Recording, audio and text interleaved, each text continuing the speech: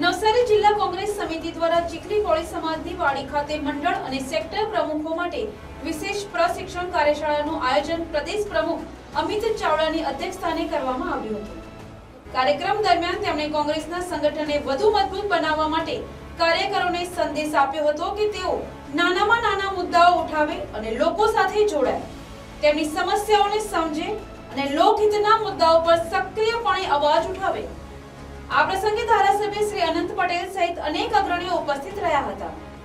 તેમણે કાર્યકરોને માર્ગદર્શન આપતા જણાવ્યું કે કોંગ્રેસની વિચારોની ધારા સામાન્ય માણસના હિત માટે છે અને દરેક કાર્યકરે સમાજમાં પરિવર્તન લાવવા માટે સંઘર્ષની ભાવના સાથે કામ કરવું જ જોઈએ। પ્રશિક્ષણ કાર્યશાળામાં સંગઠનાત્મક મજબૂતી, ગ્રામ્ય વિસ્તાર સુધી પહોંચ, ચૂંટણી તૈયારી તેમજ યુવા અને મહિલા કાર્યકરોની સક્રિય ભાગીદારી જેવા વિષયો પર વિસ્તૃત ચર્ચા કરવામાં આવી હતી।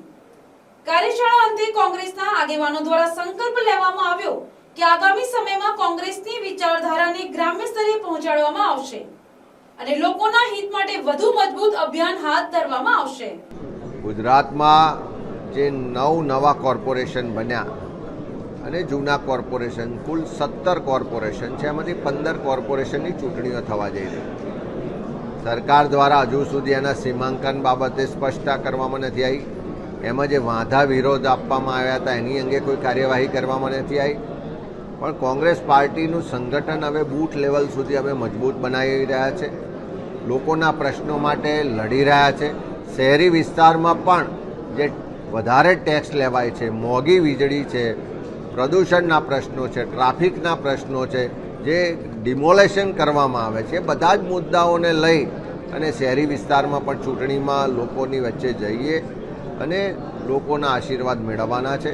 અને જે રીતે ભારતીય જનતા પાર્ટી તમામ મોરચે નિષ્ફળ ગઈ છે, જેમ રસ્તામાં ખાડા છે ત્યારે લોકો હવે કહે છે કે આખી સરકાર જ ખાડે ગઈ, એમની જે આંતરિક ગેંગવોર ચાલે છે અને પ્રજાનું કોઈ સાંભળતું નથી, એ બધાને લઈને લોકોમાં જે આક્રોશ છે એને વાચા આપવા માટે આખા ગુજરાતમાં અમે જનાક્રોશ સભાઓના માધ્યમથી પણ શરૂઆત કરી છે।